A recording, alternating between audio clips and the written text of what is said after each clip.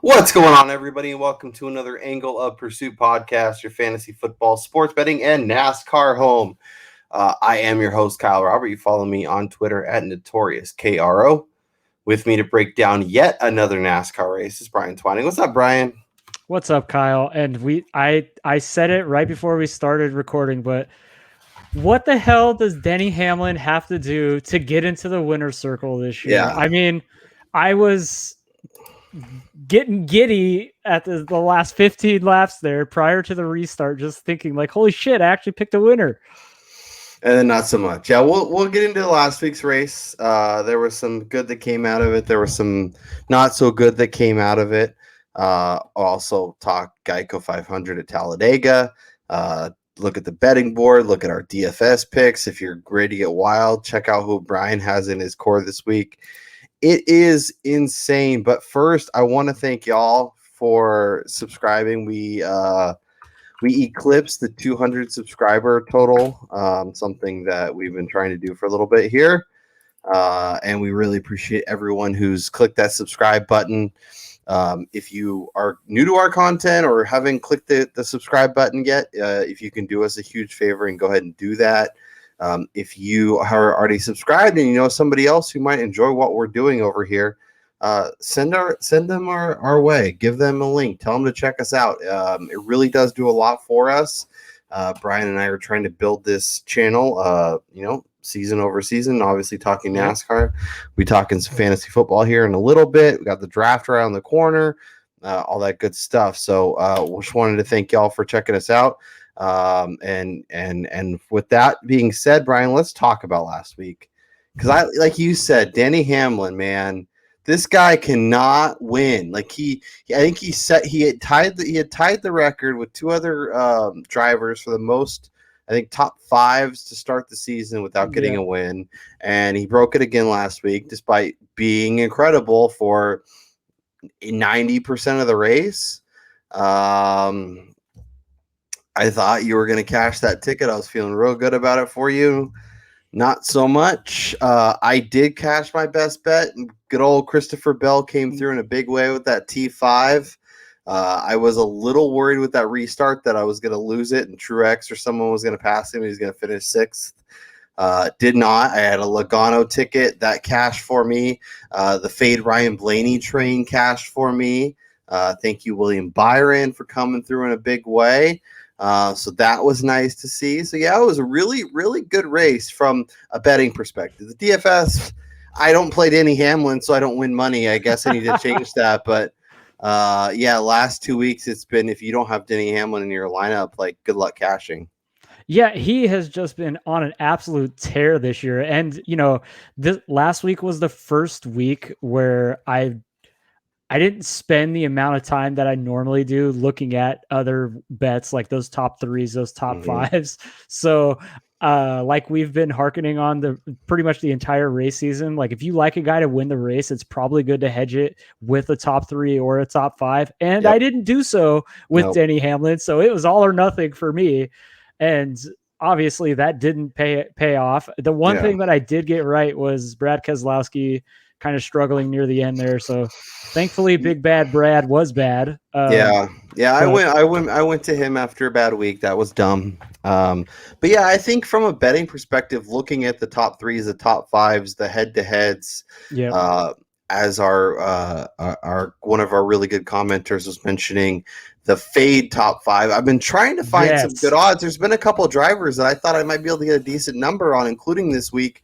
And I really haven't been able to find quality. The one thing I have seen is, like, William Hill's a little bit better about letting you parlay some other stuff where DraftKings and FanDuel don't necessarily let you. So if you have access to William Hill, you could parlay a couple of these non-top fives and try and get a decent price. It's just like, even this week, we'll talk about breaking down Talladega, but Martin Truax is not somebody I want to target. And in fact, I want to try and fade him somehow, but he's like minus 600 to not top five. And that's just, I can't pay that price. Yeah, this was something that it's Yellow Dart 24. He actually hit on prior to even the odds coming out, that knowing the kind of races that these super speedways offer is that the not top 5 like market is probably not where you're going to be making any money this week. So Yeah. it's probably best to avoid that unless you're betting somebody to reach the top 5, which in a race like this is probably more likely than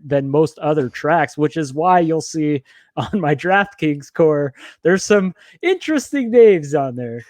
Brian's going to make it real easy to get in those studs if you want to do that, because he's got lots of low price guys. And I kind of went for a nice mix, but I think, we'll see how it goes. DraftKings hasn't been great to me the past couple weeks, but get back on track. Daytona was really nice for me, so I'm hoping another super speedway race can come through. The one thing I will say is, while using Daytona can be helpful, don't lean too heavily on it, because Talladega is a different style track, Yep. and there's not a ton of correlation, for example. So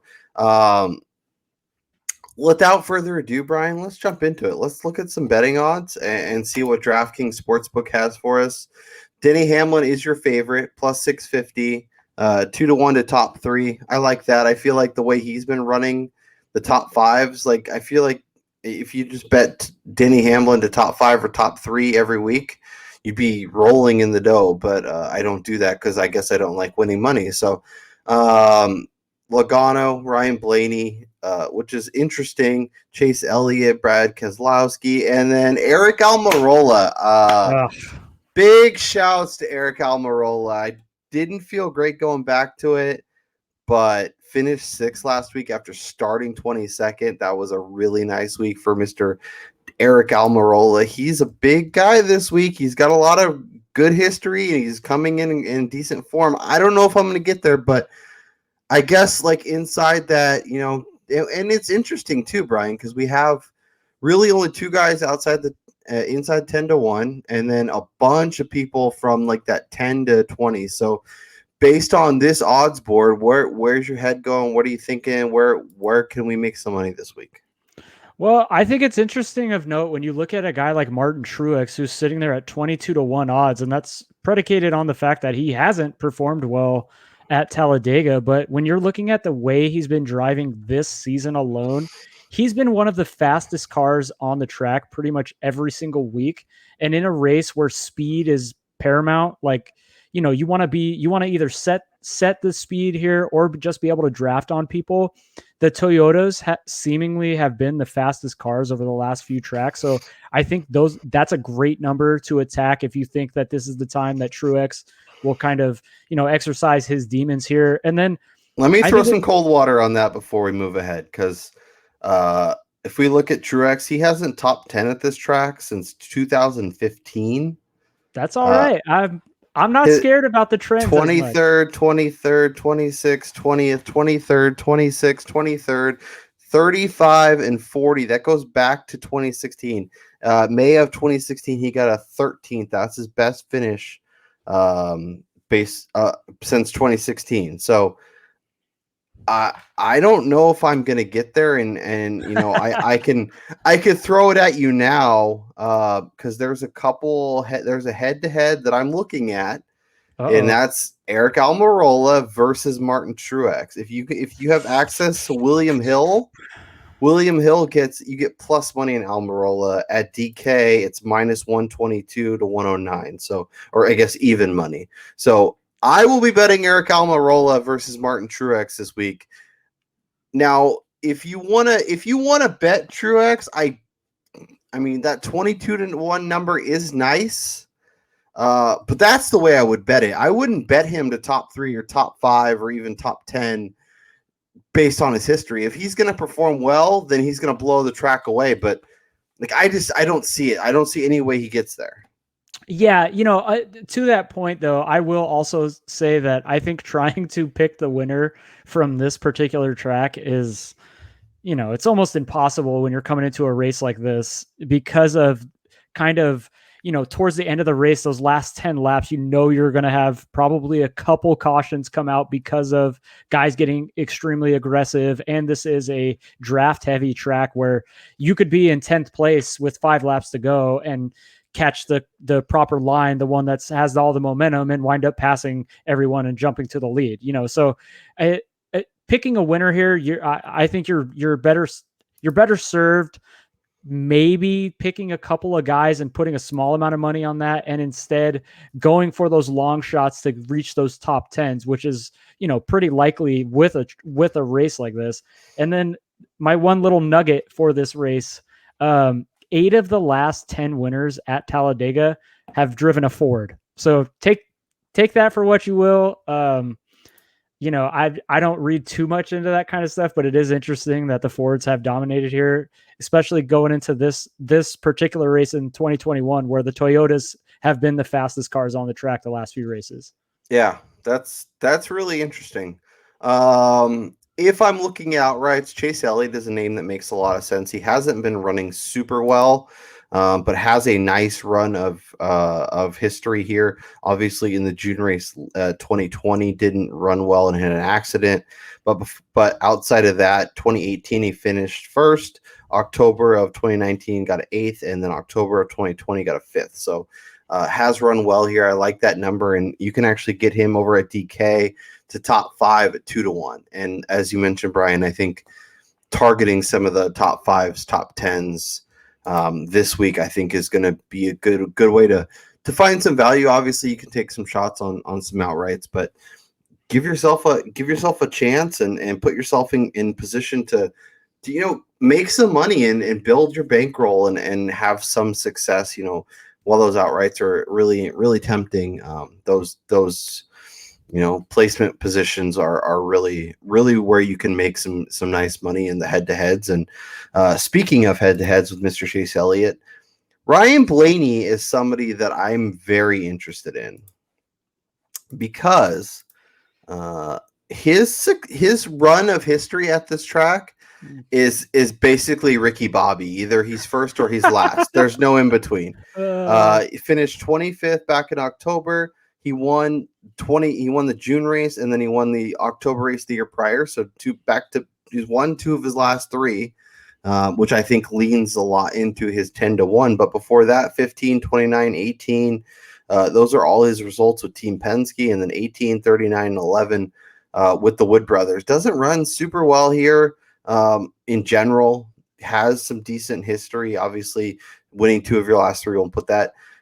Chase Elliott versus Ryan Blaney head-to-heads. Chase Elliott is minus 109 at DK versus Blaney is minus 122, and then Elliott is minus 115 at William Hill versus Blaney's minus 105. So Chase Elliott is another name that I think I will be looking in the head-to-head market to fade Ryan Blaney a little bit. And if you like Blaney, if you can get to William Hill, the minus 105 is the best price that I saw on that head-to-head.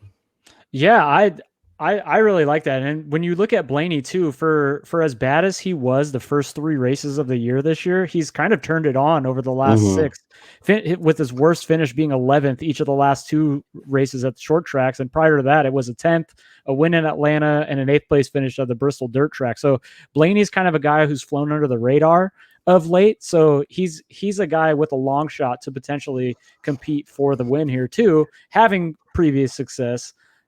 Sticking on the betting note, it's interesting.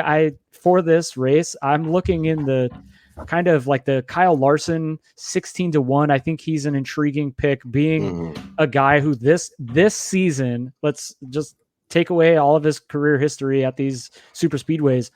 He's 3rd in NASCAR with fastest laps. He's only 2 behind Denny Hamlin and 8 behind Martin Truex Jr. So we know he has a fast car.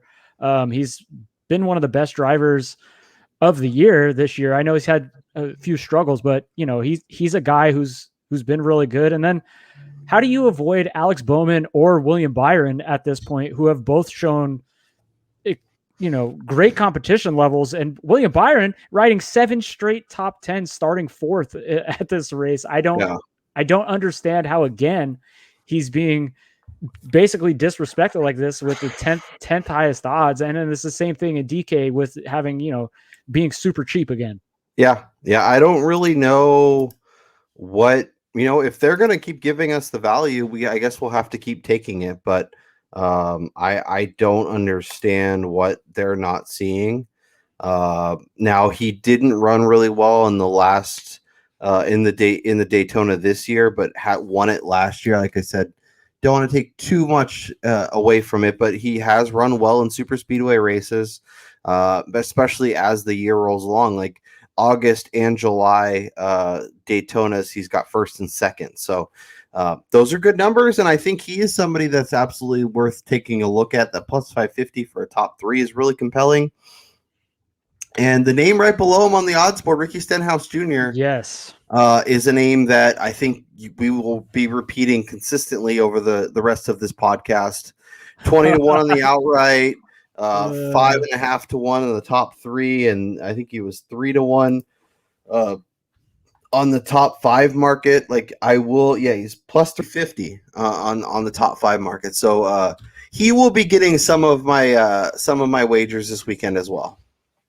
Oh, Ricky Stenhouse Jr. was one of the first guys that I kind of noticed and did some digging on. So yes, he will be somebody who will be on my betting card this weekend. Yeah. Did finish 38th back in October, but before that, 2nd in June, 9th in the October race prior in 2019. Has 4 top 10s and 3 top 5s in his last 5 races. So that's pretty solid, and has a win on the card back in 2017. This is a guy that's run really well and tends to do much better in the warmer climate version of Talladega as opposed to the, by the playoffs or whatever. Yep. Anybody else, Brian, as we go dive down the board that didn't make, obviously I only put so many names, but anybody that you're looking as a longer shot that you think might have a chance to maybe not win the race, but maybe jump up in top 5 or even top 10 for you? Well, a guy who I'll probably have in a few of my DK lineups, and a guy who has extremely log odds of 50 to 1. That's Chris Buescher. We've mentioned him a couple times. Buscher. We got corrected last time. It's not okay. It's not Bobby Boucher. Yes, I know it's not Chris that. Buescher. All right. Yeah. Buescher. So Chris Buescher, he's a guy who is pretty intriguing when you're looking at what he's done here. He's finished worse than 22nd only twice over the last 10 races at Talladega. I think he has a good shot to creep up into that top 10 level when you're looking at somebody he's right up there in around like the teens in terms of driver rating this year. So he's kind of another young driver that is performing, but he's not really up at the top of he's not at the highest echelon of drivers just yet. But in a race like this, can easily sneak into that top 10. And on that, which is one of the reasons why one of my favorite bets of the week is a head-to-head of him versus Michael McDowell, because Michael McDowell, he's only, let's see, what did I say? Since he's been driving the Love's car, his best finish at Talladega, yes, was a 5th place finish, but 4 of the 6 races here, he's finished 32nd or worse with 2 40th place finishes. So he either has really bad luck or he's just not good at Talladega. Yeah. So I think people will see his Daytona result and be like, "Oh, he's really good." What's the current odds on that? Let's see. Do you have it up there? I saw it's Buescher minus 122. So okay. So the smart people know where to put the money, but that's another person that I like. I like that call, and I think I can hop on board with. Right next to him in the odds board over on DK Sportsbook is Ryan Preece. I know another guy that you're excited about, and a guy that we'll be talking from a DFS angle. But Ryan Preece is 2 to 1 to top 10 in this race. I think it's something he can absolutely do. Did top 10 in his last race, starting 25th. In the previous race to that, started 31st, finished 15th, started 30th, finished 18th, and started 30th and finished top 3 Back in 2019, this is a guy that clearly runs well at this track, has a good comfort, and I expect him to have another strong performance this weekend. And if you want to look at, those top threes, those top fives, you can get 11-1 on the top three. That's a payday. I'll take that for show. Oh yeah. I will have a few bets here on some guys that are just way down the list to sneak into that top 10, because I think more so than any other race of the year, I think this is the one where you can get those longer shot guys to sneak into the top 10, even potentially sneak into the top 5 by race end. Yeah, he's plus 750 to top 5. All you have to do is hit one or two of those, and you'll cover your expenses. And then if you're going above that, you're going to be real happy come the end of day Sunday. So yes, before we transition to DK, I did want to hit on another little tidbit from Yellow Dart on what he's been kind of passing along to us. Is like he was choosing, or he or she was choosing, about 4 or 5 guys that they really liked to win the race, as long as the odds predicated them betting enough money that regardless of if only one person hit, they were still making a profit. So I think that's a great technique going into this race, picking, a handful of people to maybe top 10 or top 5. As long as one of them hits, you're probably going to be making a profit. Yeah, I do that often in golf. That's a great way to kind of target a few names, and then kind of figure out what you want to bet for the week, divide it up based upon the guys, and then kind of figure out, make sure as long as your payouts gonna work, then I think you'll be really happy. Let's shift over. Let's talk some DFS. And Brian, I'm just gonna throw your core up and let the people soak it in, because it is glorious. William Byron, 8,000. I mean, this has become the William Byron podcast. You're very excited. I'm waiting for your William Byron T-shirt to come in the mail. Well, my hat's in the mail already. So. Perfect. At 8K, talk to me about him over on DK.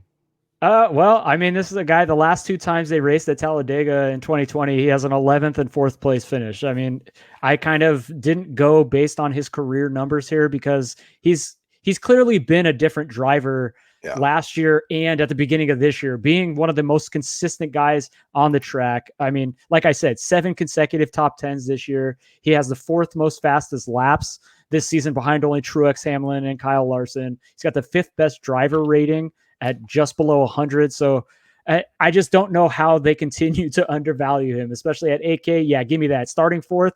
Oh, yes. Ryan Preece, you hit on this. You gave the numbers about his worst finish here at Talladega is 18th.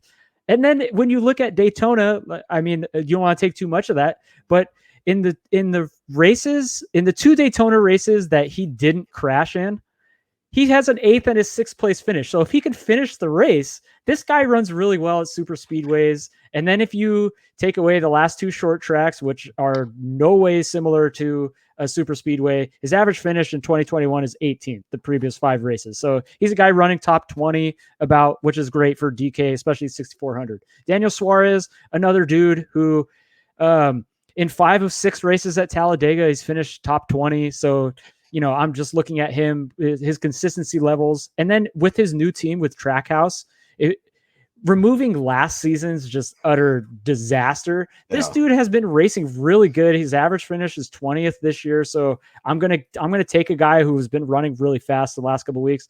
And then Kaz Grala. He was one of the most talked about drivers for the Daytona 500, ran expectedly and was, placing in the top 10. He even led, I think, double-digit laps during that race, finished 28th, I think it was. And he had a brake problem in there, about halfway through, so he didn't get to finish the race. But this is a guy who the Colleague racing team, they obviously like him in these super speedways. This is his MO, I guess. So I'm going to take the risk, get a guy starting 38th with those potential movement points for $5,800. And like you said at the beginning of the show, I can jam in as many studs as I want. Yeah, I think that's a great way to go, and obviously it'll give you a lot of flexibility at the top, and you can kind of mix and match. So maybe you don't use all 3 or 4 of the cheaper guys, but mix in, do a Preece Suarez lineup, do a Preece Grala lineup, do a Preece or Suarez Grala lineup, and then maybe one with all 3 of them if you want to get a little loose. But I think that they all could make some sense, and If you're comfortable, if you're excited about these guys like Brian and I, you could also look at them in the top 10 market and kind of put a few shekels on each one and hopefully hit some nice outrights. Here's my DFS core. Chase Elliott, as I mentioned, I'm pretty excited about him and actually think he could be interesting for this race. Obviously, when you're spending up, I think it's really interesting. You could just go Denny Hamlin. He could dominate the race yet again, and I could look like an idiot. But I like Chase Elliott. I like Eric Almirola at 8,700. I think he makes a ton of sense. I think he's running really well, and I think he has a ton of positive history at this track. As I mentioned, I love Ricky Stenhouse. 8,500 feels a little aggressive for him, but I think it's worth it at this spot. And then I'm on board with Ryan Preece, 6,400. He will be in my DFS lineups. He will be in my betting card. Probably means he's going to crash in the beginning of the race, but that's okay. Harrison Burton is somebody that I was trying to figure out if I was excited about. Obviously, it's his starting first Cup race. Yeah, first Cup race. This is the son of Jeff Burton, one of the greats in NASCAR history. But even on the Xfinity Series, Brian, he just doesn't have the success. And that's obviously, against the minor league talent. I don't need him to necessarily win every single race, but be competitive. And he was in the 20s a lot. And I don't know, at what is he, 8,100 or 7,900? I can't get there with him. The other name that I want to talk about, and we were tweeting a little bit about it this week, is Matt DiBenedetto. His number shrank significantly on the betting market, and who knows if that's just they were getting a bunch of bets on him because he's been running well and kind of trending in the right direction and tends to do good at super speedway, or if a couple or even one just really smart bettor put a nice chunk of change down on him. But he's priced reasonably well over on DK. He still has a decent enough number on the betting sites. Is he somebody that obviously the 30-1, maybe we don't get there in the outright market, but 8-1 for a top 3 plus 175 for a top 10. Is he somebody that you could find yourself betting and or rostering this week? Yeah. I don't know if I really can. I mean, there's so many other guys with similar values or even better value inside the top 10, like I mean, for me, I would rather spend up and go plus 130 for Kyle Larson for a top 10 over DiBenedetto, just based on their performance this season. And then I'd rather bet 2-1 on Ryan Preece to go top 10 than DiBenedetto. I'm going to butcher his name again. Chris Buescher. Busher. Like pusher, like think pusher, okay. But then Busher. Okay. Or Chris Buescher at plus 225. I just think those are better bets than DiBenedetto. See, I thought Joey Logano was your rival, but I think Chris Buescher is your rival just because you can't see his name. That is a good point. I like it. I like the top 10 bet on him, plus 175. That's a number I can get behind. But over on DK, I can't. As you mentioned, you like William Byron. He's right below him, and right above him, Kurt Busch, Ricky Stenhouse, Eric Almirola. 3 drivers that I would rather roster. So that's kind of where I'm at with him over on DK. Starting mid pack, I think he can get to the top 10 and pretty easily and stay there. But over on DK, I don't really love he finishes top 10, moves up a couple spots. I don't think he really does a lot for you. Okay, Brian, we talked some DFS. We talked some betting. We talked some Chris Buescher. We got to give the people what they want. It's best bet time. What do you got? All right. I'm not going as far out on the limb as I did last week, only to be absolutely destroyed again. But I am going to go a little bit tricky here, and I'm going to be riding Kyle Larson top 5 plus 275 this week. I think that he's kind of turned the page on his past transgressions, and he's been a completely different driver this year than we've seen in past years. I think that his speed will play really well, especially with a Hendrick car going into this track. I I think Kyle Larson is ready to reestablish himself near the top of the field and finish top 5. As somebody holding an outright ticket for him to win the Cup, I'm really hopeful that you're correct and that is going to come to fruition. I really like Ryan Preece to top 10. As I mentioned, I like Almirola over Truax. I like Elliott over Blaney. Elliott to top 3 is plus 325, so he's probably like plus 200 something to top 5. I like that a lot. But I'm going to go Ricky Stenhouse Jr. to top 10 at plus 120. I will look at that top 5 or even top 3 for him and get those odds. But I like hitting winners, so I'm going to try and keep it rolling and hit a winner two shows in a row. And I'm going to go Ricky Stenhouse top 10. All right. I like that. I could see both of those happening. I will write those down for next week so we remember them. If you are enjoying what we're doing, make sure you are subscribed. Make sure you're telling friends that may enjoy this. Let us know who your favorite bet is for the week. We're always looking for tips and ways to keep that bankroll building. For Brian Twining, I'm Kyle Robert, and we'll talk to y'all next time.